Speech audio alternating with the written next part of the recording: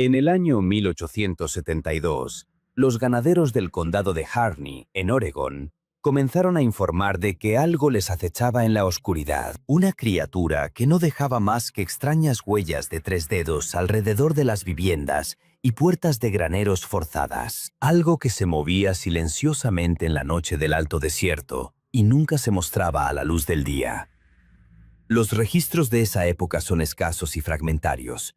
Muchos de ellos fueron destruidos u olvidados intencionadamente. Los pocos que se conservan hablan de un periodo de 5 meses en el que familias enteras abandonaban sus granjas en medio de la noche, dejando atrás el ganado, las propiedades y las tierras por las que habían luchado durante años. En la primavera de 1873, una zona del desierto de casi 80 millas cuadradas estaba prácticamente desierta. Los indios Paiute locales llamaban a esa zona el lugar donde camina el que no deja huesos, y nunca acampaban allí. La historia comenzó con la familia de Thomas Mackenzie, un inmigrante escocés que construyó su rancho al borde del Alto Desierto en 1868. El rancho estaba situado a 20 millas de su vecino más cercano, en un lugar donde las llanuras cubiertas de Artemisa se encontraban con las colinas de Enebro. La tierra era inhóspita, pero Mackenzie era un hombre obstinado,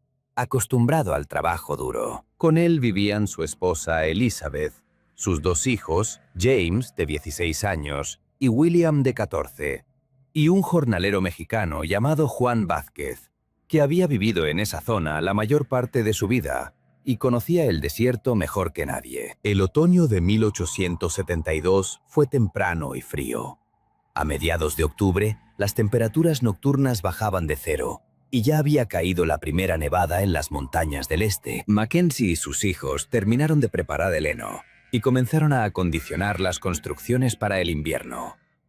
El ganado, 30 cabezas de vacuno y un centenar de ovejas, fue trasladado a corrales más cercanos a la casa. El rancho consistía en un edificio principal de madera, un cobertizo, un redil y un pequeño granero para almacenar el grano. Todo estaba rodeado por una valla baja de postes de enebro y alambre de púas, que había aparecido en el oeste hacía solo unos años, y se consideraba una novedad. Los primeros indicios de desgracia aparecieron en la noche del 23 de octubre. Mackenzie se despertó con un sonido que más tarde describió como un aullido prolongado y grave, diferente al de un coyote o un lobo. El sonido provenía de algún lugar al norte, de las colinas, y duró alrededor de 1 minuto. Luego se interrumpió tan repentinamente como había comenzado. El granjero escuchó en la oscuridad, pero no oyó nada más. El ganado en los corrales estaba inquieto. Las ovejas balaban nerviosas, pero eso se podía atribuir a la fría noche y a la presencia de depredadores que siempre abundaban en el desierto. Por la mañana, Mackenzie descubrió las primeras huellas. Partían de la frontera norte de sus tierras, cruzaban el corral con el ganado. Los animales se habían amontonado en la esquina más alejada, claramente asustados por algo durante la noche, y continuaban hasta la casa. Las huellas eran extrañas. Tenían 3 dedos, medían unos 20 centímetros y estaban profundamente grabadas en la tierra dura. Entre las huellas había una distancia de casi 6 pies, lo que indicaba que se trataba de un ser grande que se desplazaba con pasos largos. Las huellas se acercaban a las ventanas de la casa, a la puerta del cobertizo, y luego se alejaban hacia el norte, en dirección a las colinas. Mackenzie llamó a Vázquez. El mexicano miró las huellas durante un largo rato y luego negó con la cabeza. Dijo que en todos los años que llevaba viviendo en el desierto, nunca había visto nada parecido. No era un oso, ya que los osos dejan huellas de 5 dedos y las garras se ven claramente. No era un león de montaña. Las huellas eran demasiado grandes y la forma no era la misma. Tampoco era ningún pájaro conocido, aunque la forma de la huella se parecía vagamente a la pata de un pájaro, solo que de tamaño monstruoso. Vázquez añadió que los indios consideran esta parte del desierto un lugar malo y nunca se quedan aquí mucho tiempo. Son reacios a explicar las razones, limitándose a decir que en las colinas vive algo antiguo, algo a lo que es mejor no molestar. Mackenzie Siendo una persona práctica y poco supersticiosa, decidió que se trataba de las huellas de algún animal grande, posiblemente herido o deforme, que había bajado de las colinas en busca de presa fácil. Ordenó a sus hijos que mantuvieran el ganado más cerca de la casa, y esa misma noche organizó una guardia. James cogió la vieja escopeta de pedernal de su abuelo, cargada con perdigones grandes, y se instaló en el cobertizo con vistas a los corrales. William debía relevarlo a medianoche. La segunda noche fue clara y fría. La luna, en su última cuarto, daba suficiente luz para distinguir las siluetas de los edificios y las vallas. James estaba sentado en el pajar, envuelto en una manta, mirando en la oscuridad. El ganado estaba tranquilo. El tiempo pasaba lentamente, y el joven ya había empezado a dormitar cuando, de repente, las ovejas comenzaron a inquietarse. Al principio fueron unos balidos suaves de varios animales, pero luego la agitación se extendió por todo el redil. Las ovejas se apiñaron en un grupo compacto en la esquina más alejada, acurrucándose unas contra otras. James se levantó, completamente despierto, y miró fijamente en la noche. Durante unos segundos no vio nada, pero luego notó un movimiento en la cerca norte. Algo grande estaba trepando por la valla. La silueta era alta, alargada, y se movía de forma extraña, no como un animal de 4 patas, pero tampoco como un humano. La figura se detuvo un instante en el travesaño superior de la valla, y a la luz de la luna, James vio los contornos de unas extremidades largas y un cuerpo desproporcionadamente alargado. Luego, la criatura saltó al interior del corral y se dirigió hacia las ovejas. El joven levantó el rifle, apuntando, pero le temblaban las manos. La distancia era considerable, unos 80 metros, y con la luz de la luna era difícil apuntar con precisión. Apretó el gatillo. El estruendo del disparo rompió el silencio de la noche. Casi al mismo tiempo, se oyó un grito desde la casa. Su padre y su madre se habían despertado. En el corral, la figura se estremeció y se volvió hacia el granero. Por un segundo, James vio algo que le hizo retroceder hacia el fondo del pajar. No tenía rostro. Al menos, nada parecido a un rostro humano o animal. Solo un óvalo oscuro en el que brillaban 2 reflejos a la luz de la luna, como si fueran de cristal, o los ojos de un depredador. La figura estaba completamente erguida y medía más de 2 metros. Las manos, o las extremidades delanteras, eran demasiado largas.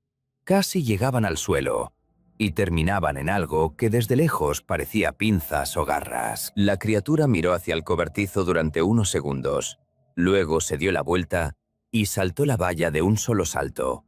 La velocidad de su movimiento era aterradora. La figura se deslizó entre los edificios y desapareció en la oscuridad al norte del rancho, donde comenzaban las colinas. Todo sucedió en cuestión de segundos. Cuando Mackenzie llegó al granero con la linterna, James no podía hablar. Le temblaban tanto las manos que no podía sostener el rifle. Su padre le quitó el arma, examinó a su hijo, se aseguró de que no estuviera herido y luego bajó a revisar el ganado. Las ovejas estaban en pánico, pero todas estaban ilesas. En el suelo, donde había estado la criatura, había las mismas huellas de 3 dedos que la noche anterior. A la luz de la linterna, Mackenzie pudo verlas mejor. Las huellas eran profundas, incluso en la tierra dura, lo que indicaba un peso considerable. Las garras, si es que eran garras, dejaban surcos de 3 pulgadas de largo delante de cada dedo. En la valla por donde la criatura había entrado, Mackenzie descubrió algo extraño. El travesaño superior, un grueso tronco de enebro, estaba agrietado, como si lo hubieran presionado con unas tenazas de fuerza monstruosa. La madera estaba arañada y tenía largas marcas paralelas, como si fueran de garras o ganchos. El granjero tocó los daños.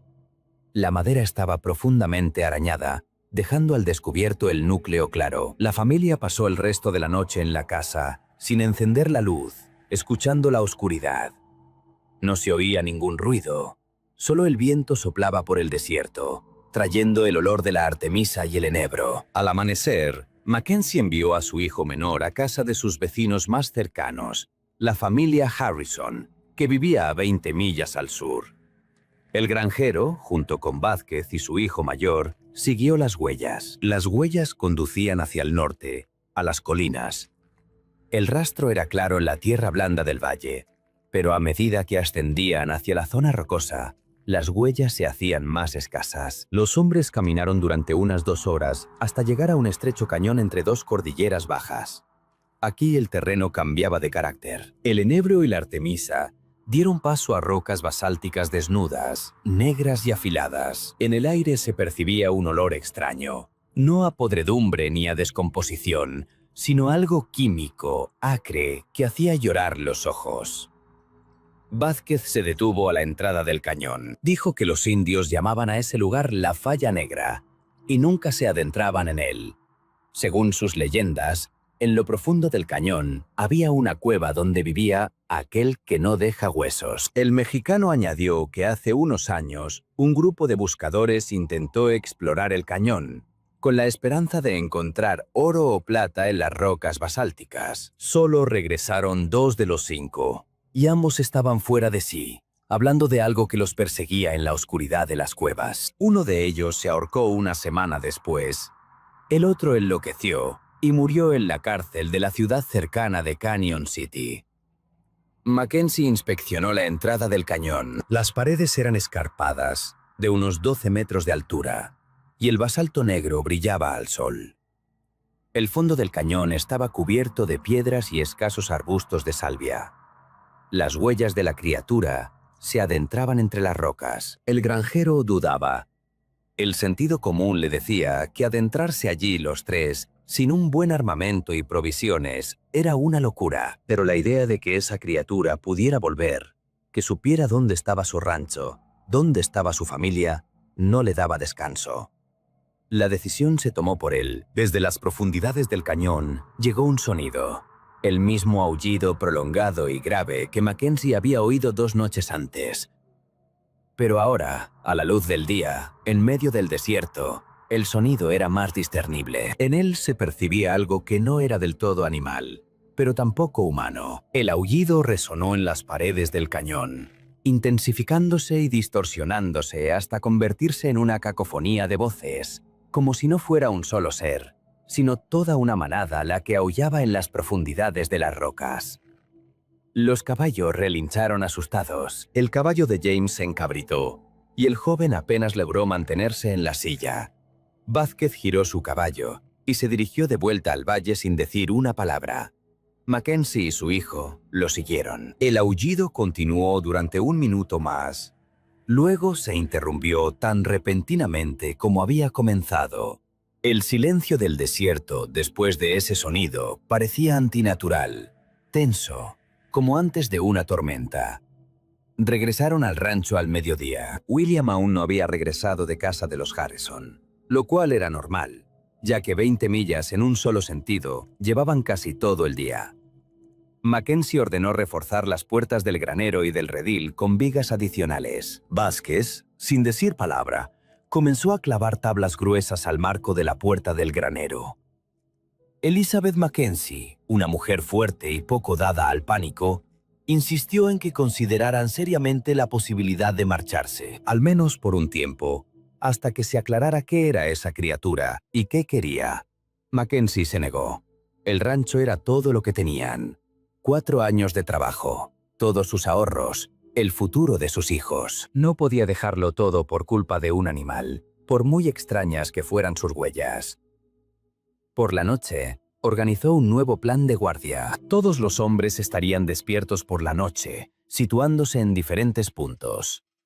El propio Mackenzie ocuparía una posición en la casa, junto a la ventana con vistas al lado norte. James estaría en el granero, como la noche anterior. Vázquez estaría en el granero, desde donde se veían los lados este y sur. Revisaron y cargaron las armas. Mackenzie tenía un nuevo rifle Winchester modelo 1866, un arma fiable y precisa. James tenía el viejo rifle de chispa de su abuelo. Vázquez llevaba un revólver Colt y viejos mosquetones mexicanos, que guardaba más por recuerdo que por utilidad. Había suficientes cartuchos y pólvora. La tercera noche estaba nublada, no se veía la luna, y la oscuridad era casi absoluta. Mackenzie estaba sentado junto a la ventana, mirando fijamente la noche. Los minutos pasaban lentamente. El ganado en los corrales estaba inquieto desde el atardecer. Los animales daban vueltas, resoplaban y se movían de un lado a otro. Las ovejas no se acostaban a dormir, lo cual era extraño, ya que normalmente se calmaban al caer la noche. Hacia la medianoche, las nubes se disiparon un poco y aparecieron claros entre ellas, a través de los cuales se filtraba la tenue luz de las estrellas. En esa tenue iluminación, Mackenzie distinguió una silueta en la valla norte. La criatura había vuelto.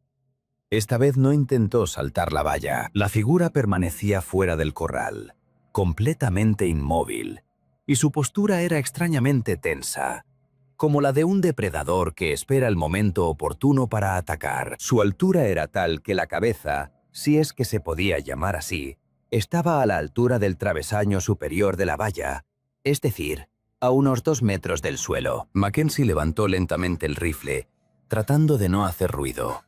La distancia era de unos 100 metros, el límite para un disparo certero en la oscuridad. Apuntó, tratando de mantener el punto de mira en el centro de la silueta oscura, y apretó suavemente el gatillo. El disparo iluminó el patio con un destello, y en ese instante de luz, Mackenzie vio a la criatura por completo. El cuerpo era alargado, cubierto de algo que podía ser pelo, plumas o escamas. En el rápido destello era imposible determinarlo con exactitud. Las extremidades eran desproporcionadamente largas, con articulaciones extrañas, en ángulos antinaturales para los seres humanos o los animales conocidos. La cabeza era alargada, casi triangular, y en ella se reflejaban 2 manchas brillantes y luminosas. Los ojos, que ardían en la oscuridad con un destello verdoso. La bala había dado en el blanco. Mackenzie oyó claramente el sonido del impacto, no un suave golpe contra la carne, sino algo más duro, como un golpe contra madera o hueso. La criatura se estremeció y emitió un sonido, no un aullido ni un gruñido, sino algo intermedio, un chirrido prolongado que hizo vibrar los cristales de las ventanas de la casa. Luego se movió. La velocidad era increíble. La figura no corrió, saltó. Un solo salto enorme la llevó por encima de la valla, a través de todo el corral, directamente hacia la pared del cobertizo. El impacto sacudió la estructura. Mackenzie oyó el crujido de la madera al romperse y el grito de James desde dentro. Luego, un disparo, otro más. La criatura golpeaba la pared del granero. Las tablas crujían y se rompían como si no fueran de robusto enebro, sino de ramas secas. Mackenzie salió corriendo de la casa, recargando el rifle sobre la marcha. Vázquez ya salía corriendo del granero, agitando una linterna. A la luz del fuego, vieron que la pared este del granero se había derrumbado hacia adentro, formando un agujero de unos 4 pies. La criatura había desaparecido. Desde dentro llegaban sonidos de lucha, los gritos de James y los rugidos de un animal enfurecido. Mackenzie no recordaba cómo había recorrido la distancia hasta el granero. Irrumpió por la puerta principal, seguido por Vázquez con la linterna. El interior estaba lleno de polvo y heno, y en el aire flotaba un olor acre, químico, que le irritaba la garganta. En la esquina más alejada, junto a un agujero en la pared, James yacía boca arriba, cubriéndose la cara con las manos. Una figura oscura se cernía sobre él. Vázquez gritó algo en español y lanzó la linterna contra la criatura. El cristal se rompió, el aceite estalló, y por un instante iluminó el cobertizo con una luz brillante. La criatura retrocedió ante el fuego, y a la luz, Mackenzie pudo verla claramente por fin. Su piel era de color verde grisáceo, brillante, como húmeda, cubierta de placas parecidas a escamas o quitina.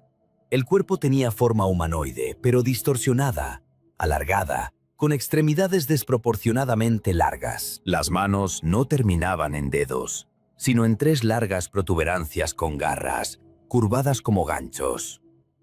La cabeza era estrecha, alargada hacia atrás, sin orejas visibles. Los ojos, 2 grandes óvalos que brillaban con una luz verdosa, estaban situados a los lados de la cabeza, lo que probablemente le proporcionaba una visión casi circular. No tenía boca en el sentido humano, solo una hendidura rodeada de placas de quitina, que se abrió emitiendo ese mismo sonido prolongado y chirriante.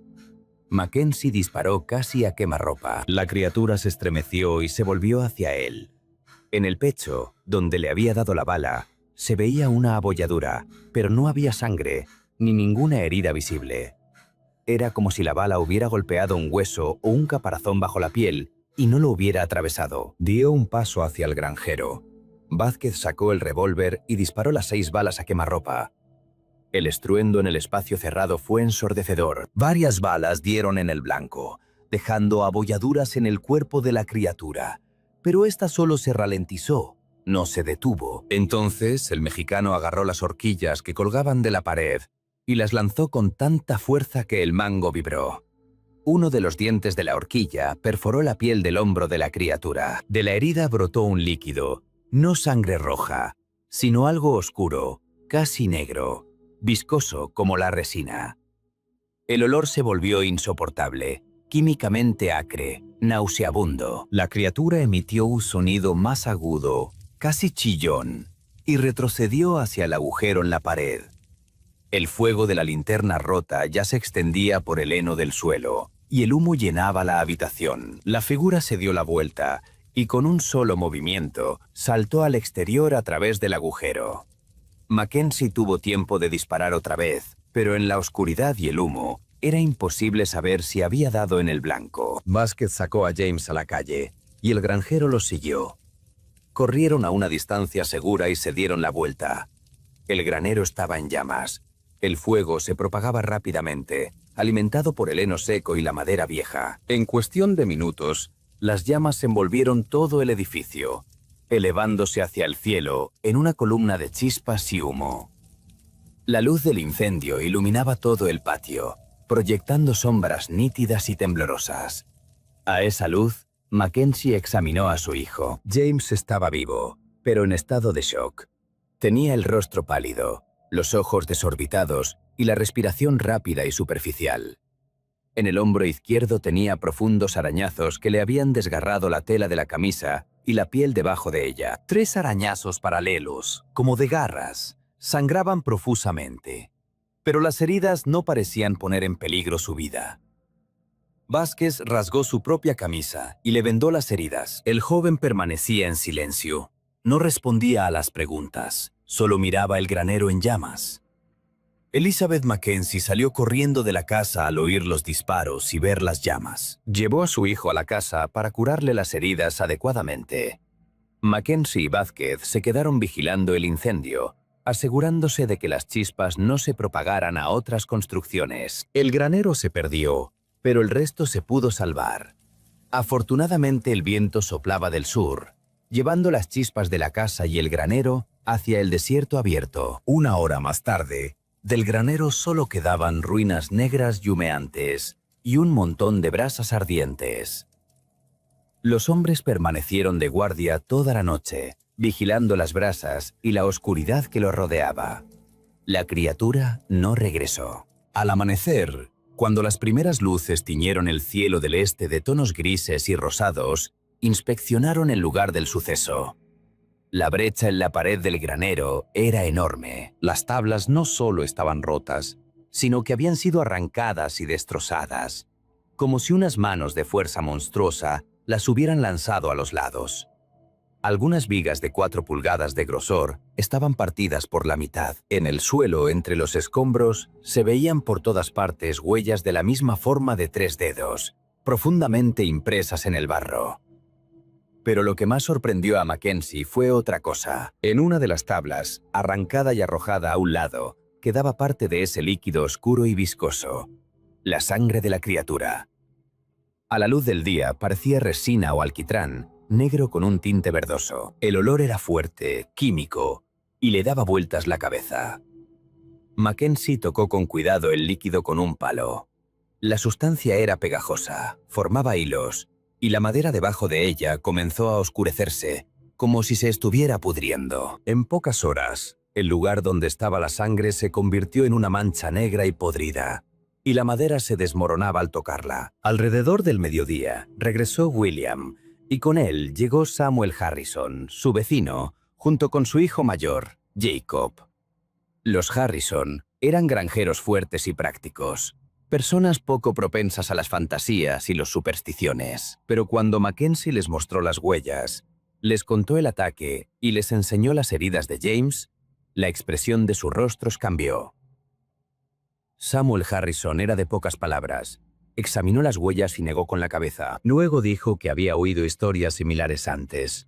No en esta zona, sino más al norte, en el territorio de Washington, donde vivía antes de mudarse a Oregón. Allí los leñadores hablaban de algo que vagaba por los bosques por las noches, dejaba huellas extrañas y atacaba cabañas aisladas. Los indios locales le daban diferentes nombres, pero la esencia era la misma. Un ser antiguo, un depredador que cazaba no solo por comida, sino por algo más. Añadió que su abuelo, que era cazador y había pasado muchos años en las zonas salvajes de los Apalaches, contaba historias similares sobre criaturas que no eran ni humanos ni animales, que vivían en cuevas profundas o bosques oscuros y evitaban la luz. Su abuelo los llamaba los antiguos caminantes y decía que la mejor defensa contra ellos era el fuego y el hierro. Las balas normales no les hacen mucho daño, pero temen al fuego, y el hierro al rojo vivo puede herirlos. Mackenzie preguntó qué hacer. Harrison respondió simplemente, marcharse. Inmediatamente, sin esperar a la noche siguiente, esa criatura volvería, sería más insistente, más agresiva. Ya estaba herido, y un depredador herido es más peligroso. El rancho no es más que unas construcciones y un terreno. Se pueden dejar y volver más tarde, cuando se reúna suficiente gente con armas y perros para organizar una verdadera cacería. Pero quedarse aquí ahora, con la familia, con los niños, es un suicidio. Mackenzie dudaba. Toda su vida estaba invertida en ese rancho, pero al ver el rostro pálido de su esposa, el hombro vendado de James y el miedo en los ojos de su hijo menor, comprendió que no había otra opción. Comenzaron a prepararse. Decidieron llevarse solo lo imprescindible: ropa, comida, armas y los documentos de la tierra. Tuvieron que dejar el ganado. Simplemente no había tiempo ni forma de trasladar 30 cabezas de ganado vacuno y un centenar de ovejas 20 millas antes de que anocheciera. Mackenzie abrió las puertas de los corrales con la esperanza de que los animales se dispersaran por el desierto y al menos algunos de ellos sobrevivieran. A las 3 de la tarde el carro estaba cargado. 2 caballos enjaezados, los caballos de montar, atados detrás. Elizabeth y sus hijos se acomodaron en la carreta entre los fardos con sus pertenencias. Mackenzie y Vázquez iban a caballo, con las armas preparadas. Los Harrison se ofrecieron a acompañarlos, y la caravana de 2 carromatos y 5 jinetes se puso en marcha hacia el sur, lejos del rancho, lejos de Black Rift y de lo que allí habitaba. El camino hasta el rancho de los Harrison llevó más tiempo del esperado. Las carretas avanzaban lentamente por el camino irregular, y el sol ya se inclinaba hacia el oeste cuando recorrieron las primeras 10 millas. Mackenzie miraba constantemente hacia atrás, escudriñando las colinas del norte. El cielo estaba despejado, el día era claro, pero una inexplicable sensación de inquietud no lo abandonaba. Hacia las 5 de la tarde, cuando atravesaban una zona especialmente rocosa, donde el camino serpenteaba entre rocas bajas, los caballos comenzaron a inquietarse. Al principio era un nerviosismo apenas perceptible. Los animales resoplaban, movían las orejas y miraban de reojo a los lados. Luego la inquietud se intensificó. El caballo de Vázquez se encabritó de repente, casi tirando al jinete. Los caballos de tiro relincharon asustados, tratando de detenerse. Harrison, que iba delante, levantó la mano para detener la caravana. Todos se quedaron quietos, escuchando. Durante unos segundos reinó el silencio. Solo se oía el susurro del viento entre la artemisa y el lejano grito de un halcón. Entonces oyeron un ruido. Era el mismo aullido prolongado y grave que Mackenzie había oído 2 veces antes, pero ahora no provenía de las colinas lejanas, sino de algún lugar muy cercano. de las rocas a la derecha del camino. El aullido duró unos 30 segundos, luego se interrumpió, y se oyó un aullido de respuesta desde la izquierda, desde otro grupo de rocas. Luego un tercer aullido, delante, bloqueando el camino. Había varias criaturas. Harrison dio la vuelta a su caballo, con el rostro tenso. Gritó que todos dieran la vuelta y regresaran lo más rápido posible. Mackenzie no discutió. Los carros giraron con dificultad en el estrecho camino. Los caballos se resistían, intuyendo el peligro. Cuando por fin emprendieron el camino de vuelta, una figura saltó de entre las rocas a la derecha. Se parecía al ser que había atacado el rancho, pero era más pequeño y más delgado. Sus movimientos eran rápidos y espasmódicos, como los de un insecto gigante. La figura pasó como un rayo entre las carretas. Corrió justo delante de los caballos de tiro, obligándolos a desviarse hacia un lado. Una de las ruedas de la carreta de Mackenzie se salió del camino y se atascó en el suelo blando. La carreta se inclinó y se detuvo. Elizabeth y sus hijos saltaron de la carreta. Mackenzie y Vázquez se bajaron de los caballos e intentaron liberar la rueda. En ese momento, otras dos figuras aparecieron entre las rocas, una a la izquierda y otra al frente. No se acercaron de inmediato, sino que se quedaron a unos 50 metros, observando. A la luz del día se veían claramente. Las criaturas eran de diferentes tamaños. La que corrió primero medía alrededor de 6 pies de altura y tenía las extremidades más cortas. Las otras dos eran más grandes, de 7 pies o más, y más corpulentas. Todos se mantenían erguidos sobre 2 patas, pero sus posturas eran antinaturales, con las articulaciones dobladas en ángulos extraños. Las cabezas giraban independientemente del cuerpo, siguiendo los movimientos de las personas. El brillo verdoso de sus ojos era visible incluso a la luz del día. Harrison disparó a la figura más cercana. La bala dio en el blanco. La criatura se estremeció, pero no se detuvo. Emitió ese chirrido y dio varios pasos hacia adelante. Jacob Harrison, hijo de Samuel, disparó con la escopeta. A esa distancia, las perdigones se dispersaron y el efecto fue mínimo. Las criaturas comenzaron a acercarse. Vázquez abandonó sus intentos de liberar el carro. Agarró a Elizabeth Mackenzie de la mano y gritó a los chicos que corrieran hacia el carro de los Harrison. Mackenzie cubrió su retirada disparando a las criaturas que se acercaban. Una de ellas, la más pequeña, se lanzó de repente hacia adelante a una velocidad increíble. Recorrió 20 yardas en un segundo y saltó sobre el carro de Mackenzie. El impacto volcó el carro. Las cajas y los fardos con las pertenencias se esparcieron por el suelo. La criatura se puso de pie sobre el carro volcado. Sus garras se clavaron en la madera, desgarrando las tablas como si fueran papel. Mackenzie disparó casi a quemarropa, apuntando a la cabeza. La bala le dio en la cabeza y lo derribó del carro.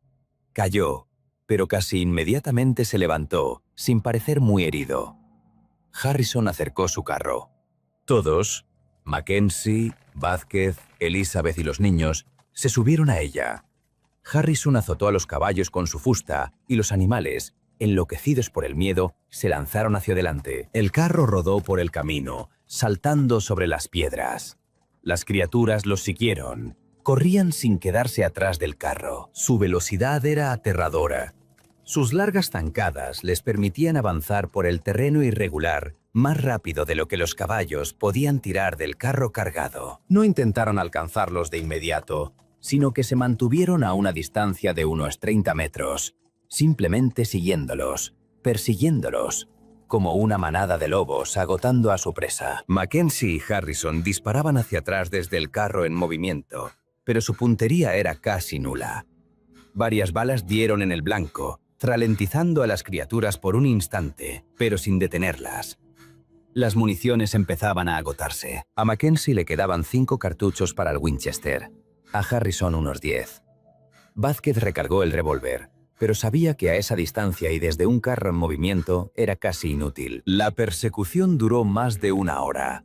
El sol se ponía en el horizonte, proyectando largas sombras. Los caballos comenzaron a agotarse y su carrera se ralentizó.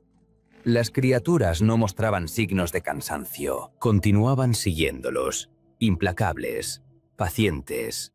Cuando faltaban unas 5 millas para llegar al rancho de los Harrison, ocurrió algo que los salvó. Delante, en la carretera, apareció un grupo de jinetes.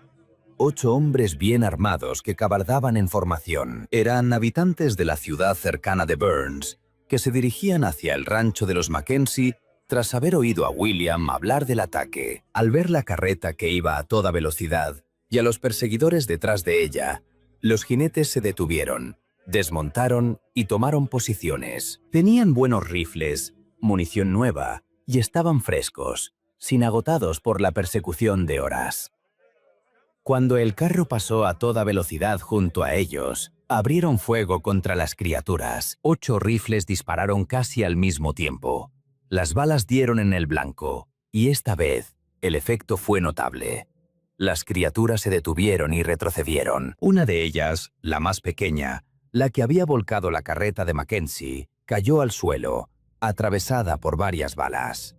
Un líquido oscuro brotó de las heridas, formando charcos en el suelo. La criatura se retorcía, emitía ese sonido chirriante, pero no podía levantarse. Las otras 2 dudaban. Se quedaron a distancia, observando, con la cabeza girando entre su compañero herido y los hombres armados. Luego, como si hubieran recibido una señal, dieron media vuelta y corrieron de vuelta hacia las colinas del norte. La velocidad de su retirada fue aún mayor que la de su persecución. En cuestión de segundos desaparecieron entre las rocas, disolviéndose en las sombras del atardecer. Los jinetes se acercaron con cautela al ser herido, con los rifles en ristre. Aún se movía, pero débilmente, de forma caótica. Uno de los hombres, llamado Thomas Wright, que era el sheriff del condado de Harney, se acercó más que los demás. Observó a la criatura a la luz del sol poniente y luego ordenó a los demás que se alejaran. Un líquido oscuro, la sangre del ser, se extendía por el suelo. Dondequiera que caía, la hierba comenzaba a ennegrecerse, a marchitarse, a pudrirse. El olor era sofocante, acre, hacía llorar los ojos y picar la garganta. Bright sacó una petaca de whisky, vertió el contenido sobre la criatura y luego arrojó una cerilla encendida. La llama estalló con furia. La criatura se incendió casi al instante. Su cuerpo ardía con silbidos y crujidos, desprendiendo un humo espeso y negro.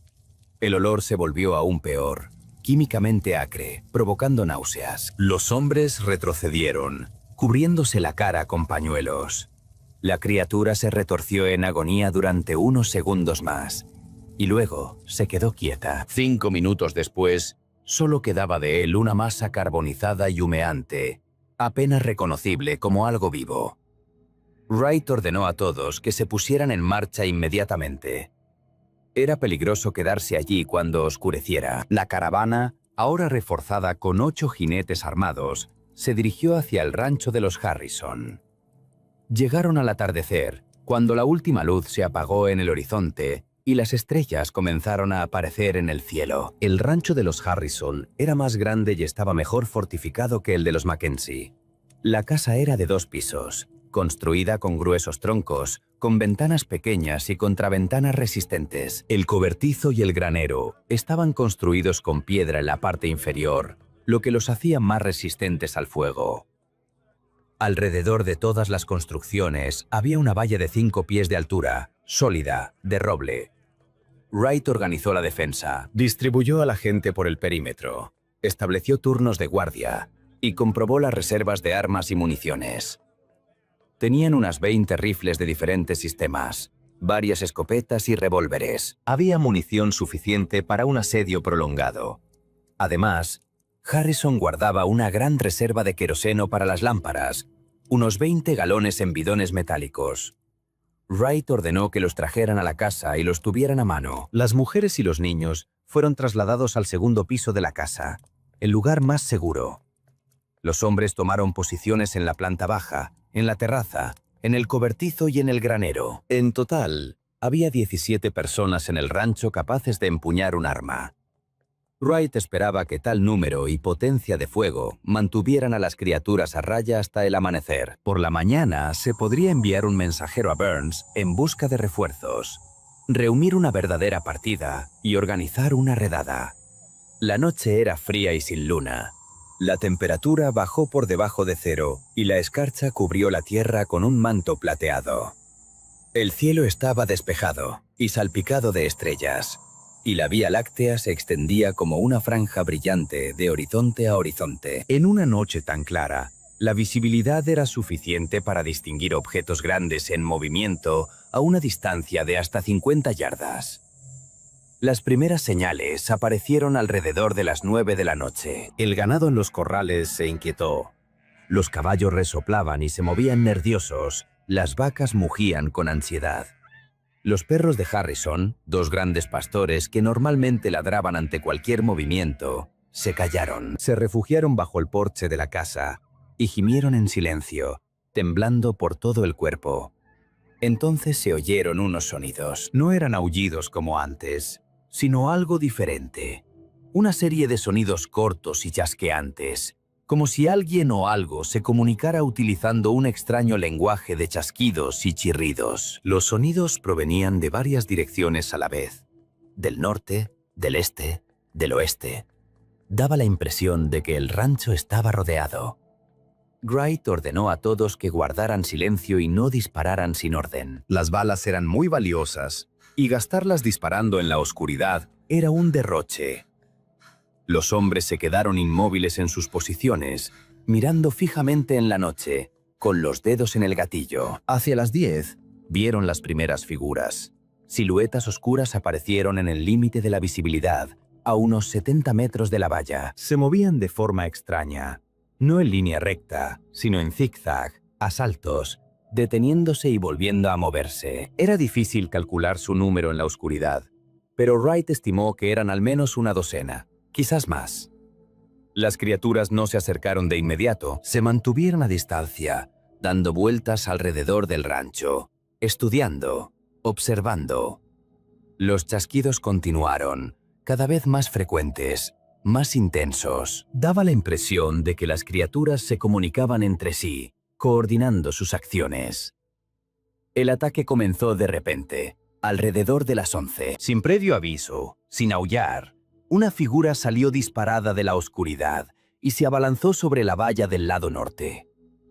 El movimiento fue tan rápido que el hombre que estaba de guardia en ese sector no tuvo tiempo de reaccionar. La criatura saltó la valla de 1,5 metros de altura de un solo salto y aterrizó en el patio. Wright gritó a su equipo que abriera fuego. 3 rifles dispararon casi al mismo tiempo. La criatura se estremeció por los impactos de las balas, pero no cayó. Se dio la vuelta y corrió hacia el cobertizo, donde había varias personas. Se produjeron otros 2 disparos, esta vez a quemarropa. La criatura se derrumbó, pero casi inmediatamente otras 2 figuras saltaron la valla por el lado este. Comenzó el caos. Las criaturas atacaban desde diferentes direcciones, de forma rápida y coordinada. No intentaban matar de inmediato, sino que separaban a los defensores, aislando a los grupos unos de otros. La velocidad y la fuerza de sus movimientos eran tales que incluso los tiradores experimentados tenían dificultades para darles. Mackenzie, que estaba en la terraza de la casa, vio como una de las criaturas se acercaba al granero, donde se escondían Vázquez y otros 2 hombres. El granjero apuntó y disparó. Falló. La criatura saltó sobre la pared del granero y comenzó a arrancar las tablas con sus garras. La madera crujía y se rompía. Desde dentro se oyeron disparos. Vázquez disparaba a través de los agujeros en la pared. Harrison, que estaba de guardia en la primera planta de la casa, lanzó por la ventana una botella de queroseno encendida con un trapo. La bomba improvisada se rompió junto a la criatura y las llamas la envolvieron. La criatura retrocedió ante el fuego, emitiendo ese chirrido. Otro fuego se levantó en el lado suroeste. Alguien más había utilizado queroseno. El fuego resultó ser una defensa eficaz. Las criaturas le temían y se mantenían alejadas de los charcos en llamas. Wright gritó a todos que usaran queroseno para crear una barrera de fuego. Los hombres comenzaron a lanzar botellas con mezcla inflamable por encima de la valla, creando un semicírculo de fuego alrededor de los edificios. El ataque duró aproximadamente media hora. Las criaturas intentaron encontrar brechas en la barrera de fuego, pero cada vez se encontraban con el fuego de las escopetas. 3 de ellas murieron. Sus cuerpos ardieron detrás de la valla, desprendiendo humo negro. Varios hombres resultaron heridos. Las garras de las criaturas les dejaron profundos arañazos, pero se evitaron lesiones graves. Hacia la medianoche, el ataque cesó tan repentinamente como había comenzado. Las criaturas restantes se retiraron en la oscuridad y desaparecieron.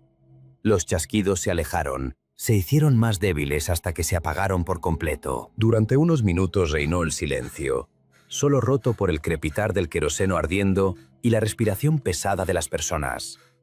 Wright no permitió que nadie se relajara. Sabía que podía tratarse de una táctica: agotar al enemigo con falsos ataques y retiradas.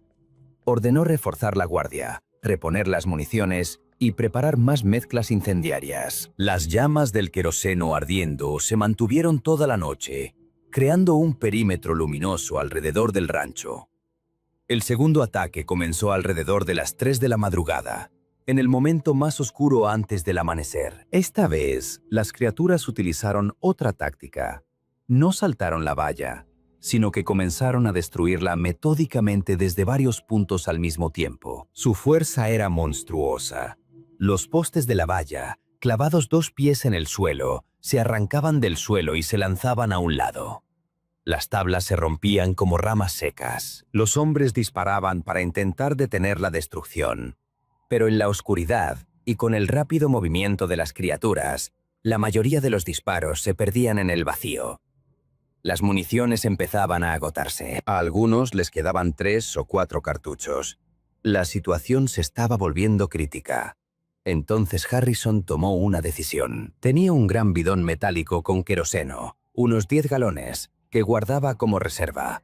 Ordenó que llevaran el bidón al centro del patio, abrieran la tapa y prepararan una mecha larga. El plan era arriesgado: provocar una gran explosión de fuego que ahuyentara a las criaturas y les diera tiempo para llegar al amanecer. Cuando las criaturas rompieron la valla del lado norte y comenzaron a entrar en el patio, Harrison encendió la mecha y todos se retiraron a la casa, cerrando y atrancando la puerta. La mecha ardía lentamente, dando tiempo a las criaturas para acercarse al depósito. La explosión se produjo alrededor de las 3:30. El depósito de queroseno detonó con un fuerte estruendo, y una columna de fuego se elevó 20 pies en el aire. El queroseno ardiente se esparció en todas direcciones, formando un mar de fuego en medio del patio. Varias criaturas que se encontraban demasiado cerca quedaron envueltas en llamas. Sus chillidos eran tan agudos que tapaban los oídos. Se retorcieron en el fuego durante unos segundos y luego cayeron, carbonizados. El resto de las criaturas se alejaron de las llamas. El fuego ardía con furia, iluminando todo el patio con una luz brillante y temblorosa. A la luz de las llamas, las personas que estaban dentro de la casa los vieron por primera vez en gran número. Eran más de lo que parecía. Unas 20 figuras se encontraban fuera del perímetro en llamas. Sus siluetas se recortaban claramente contra el fondo del cielo oscuro. Eran de diferentes tamaños, desde 6 hasta 8 pies. Algunos más corpulentos, otros más delgados, pero todas tenían la misma forma básica: cuerpo alargado, extremidades largas, cabeza triangular con ojos brillantes, y todas miraban hacia la casa.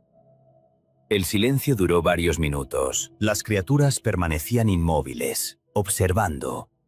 Las personas dentro de la casa también se quedaron quietas, sin atreverse a moverse. El fuego ardía entre ellos, una barrera insuperable. Entonces, como si fuera una señal, las criaturas comenzaron a retroceder. Lentamente, sin prisa, se alejaron del rancho, hacia las colinas del norte. Las figuras desaparecieron en la oscuridad una tras otra, hasta que quedó la última, la más grande, de unos 2,5 metros de altura, maciza. Se quedó al borde de la visibilidad, en el límite de la luz del incendio. Wright que observaba por la ventana, dijo más tarde que le dio la impresión de que la criatura lo miraba directamente a él, no solo hacia la casa, sino directamente hacia él, a la ventana, a los ojos. La mirada era significativa, inteligente. No era la mirada de un animal, sino la mirada de algo que comprendía, evaluaba y tomaba decisiones. Luego la figura se dio la vuelta y desapareció en la oscuridad. El fuego ardió hasta el amanecer. Los hombres no abandonaron sus refugios con las armas preparadas. Pero las criaturas no volvieron. Cuando los primeros rayos del sol tiñeron el cielo del este, se produjo un alivio casi físicamente palpable. El amanecer reveló un panorama de destrucción. La valla estaba rota en varios lugares, el patio estaba cubierto de profundas huellas, y decenas de huellas de 3 dedos cubrían el suelo. 3 cuerpos carbonizados de las criaturas yacían en diferentes lugares, desprendiendo un olor repugnante a carne quemada y productos químicos. El granero estaba parcialmente destruido. La pared se había derrumbado. El cobertizo se mantenía en pie, pero la puerta había sido arrancada de sus bisagras.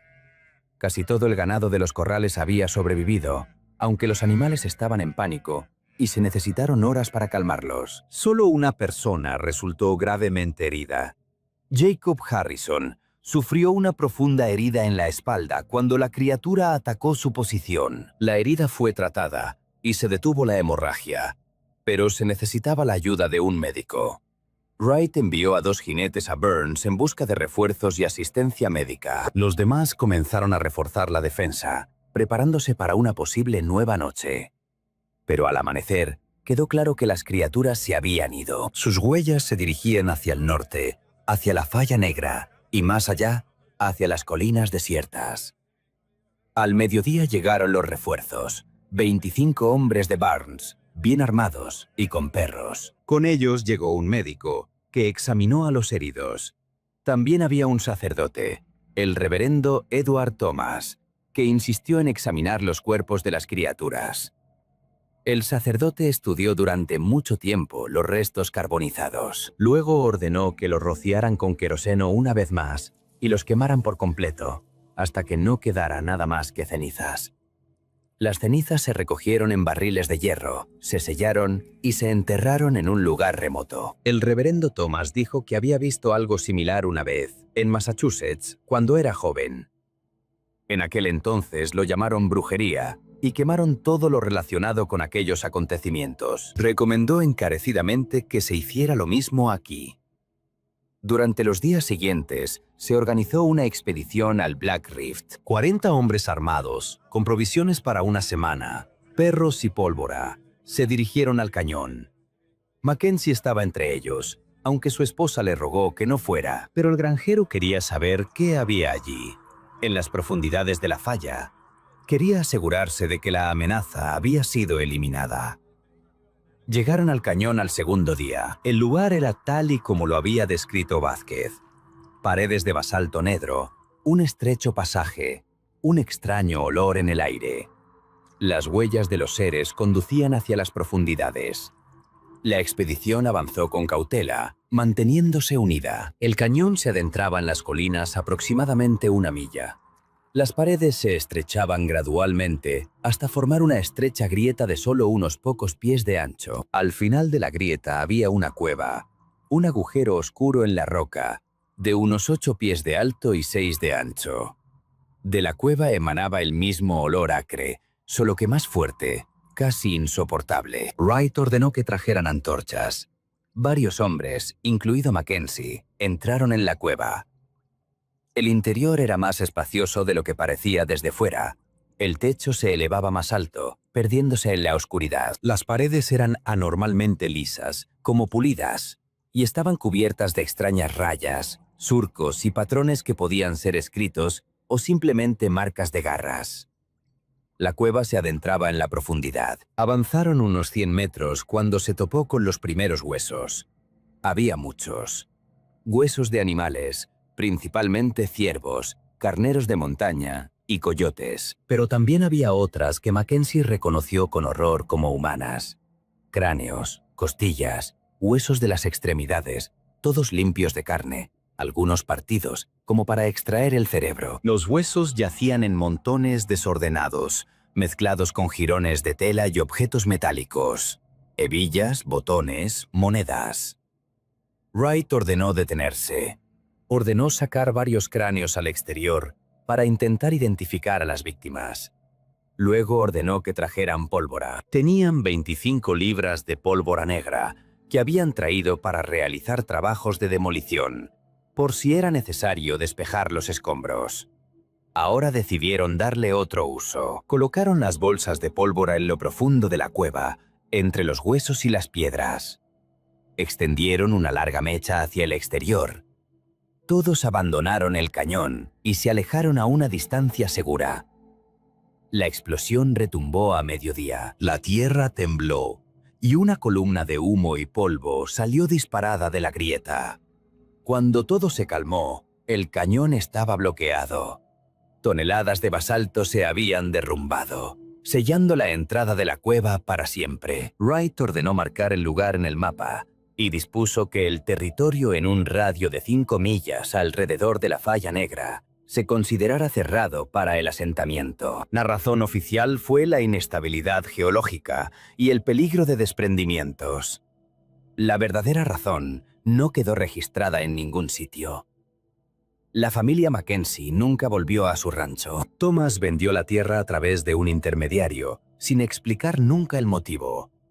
Con el dinero obtenido, se mudaron al valle de Willamette, al oeste de Oregón, donde compraron una pequeña granja cerca de la ciudad de Eugene. James Mackenzie conservó de por vida las cicatrices en el hombro causadas por las garras de la criatura. Nunca habló de lo que sucedió aquella noche en el granero, cuando la criatura se cernió sobre él. William se convirtió en profesor y evitó todo lo relacionado con el desierto o las zonas salvajes. Juan Vázquez regresó a México un año después de los acontecimientos. Antes de partir, le dijo a Mackenzie que en el desierto aún vivían cosas antiguas, más antiguas que los indios, más antiguas que los blancos, más antiguas quizás que la propia tierra, que la tierra recuerda lo que había aquí antes de los humanos y que a veces ese pasado se despierta. Los Harrison siguieron viviendo en su rancho, pero lo fortificaron hasta convertirlo en una pequeña fortaleza. Jacob sobrevivió, pero cojeó de una pierna hasta el final de sus días. Samuel Harrison instaló contraventanas metálicas en todas las ventanas y nunca más volvió a dejar la casa sin cerrar, ni siquiera durante el día. El sheriff Wright investigó los cráneos encontrados en la cueva. Se logró identificar los restos de 5 personas. 2 eran de un grupo de buscadores de oro desaparecidos hacía varios años. Los otros 3 eran viajeros y cazadores que habían desaparecido en diferentes momentos entre los años 1865 y 1871. Oficialmente, sus muertes se atribuyeron a accidentes y ataques de animales salvajes. En el archivo del condado de Harney todavía se conserva el informe de Wright, fechado en noviembre de 1872. En él se menciona un incidente con animales salvajes de especie desconocida y se recomienda cerrar una determinada zona al asentamiento humano. No se especifica la naturaleza de los animales. Al informe se adjunta un mapa con la zona marcada alrededor de las coordenadas que corresponden a la falla negra. El reverendo Thomas, en sus sermones posteriores a los acontecimientos, mencionaba a menudo que el mundo era más antiguo y extraño de lo que parecía, que hay lugares donde habitan criaturas que no se mencionan en la Biblia, pero que tal vez existían antes del diluvio, antes de la creación tal y como se describe en las Escrituras, que el hombre debe conocer su lugar y no invadir donde no es esperado. Los indios Paiute locales, cuando se les preguntó por las criaturas, solo negaron con la cabeza. Dijeron que los blancos siempre piensan que la tierra les pertenece, que pueden establecerse donde quieran. Pero hay lugares que pertenecen a los antiguos, a aquellos que estaban aquí antes que los primeros humanos. Estos lugares no se pueden tomar, no se pueden colonizar, solo se pueden evitar y dar gracias a los espíritus porque los antiguos suelen dormir y no se dan cuenta de la presencia de los humanos. En la primavera de 1873, una zona desértica de unos 80 kilómetros cuadrados alrededor de Black Rift estaba completamente desierta. Las pocas familias que intentaron establecerse allí se marcharon. La tierra volvió a su estado salvaje. Han pasado más de 150 años. La falla negra sigue existiendo en los mapas como una característica geológica. La entrada al cañón está bloqueada y el acceso está restringido por los servicios federales, oficialmente debido a la inestabilidad de las formaciones rocosas. Los lugareños evitan este lugar. A veces, los turistas o los amantes del senderismo se adentran accidentalmente en esas tierras, pero la mayoría, al sentir que algo no va bien, dan media vuelta y se marchan sin entender muy bien por qué. Rara vez alguien se queda hasta la noche. Los pocos que se atreven a acampar en los alrededores hablan de extraños sonidos en la oscuridad, de un aullido prolongado y grave que no se parece ni al de los coyotes ni al de los lobos, de chasquidos que provienen de las rocas, de huellas que encuentran por la mañana, huellas de 3 dedos, profundamente impresas en el suelo duro, que van desde las tiendas de campaña y vuelven a la oscuridad de las colinas. La mayoría prefiere achacarlo a la imaginación, a los miedos de la soledad en un lugar salvaje. Pero los veteranos del condado de Harney, cuyos bisabuelos recordaban los acontecimientos de 1872, saben más. Saben que el desierto es antiguo, que hay lugares en él donde el hombre no debe estar, que el espolón rocoso a la entrada de la falla negra no es solo una acumulación de rocas caídas, sino un sello que es mejor no romper y que a veces, en las noches sin luna, si uno se para en ciertos lugares del desierto alto y escucha con suficiente atención, puede oír chasquidos que provienen de las profundidades de las colinas, sonidos de comunicación de criaturas que aún están allí, bajo tierra, en los laberintos de cuevas que se extienden mucho más profundamente de lo que los humanos pudieron llegar con la explosión en 1872.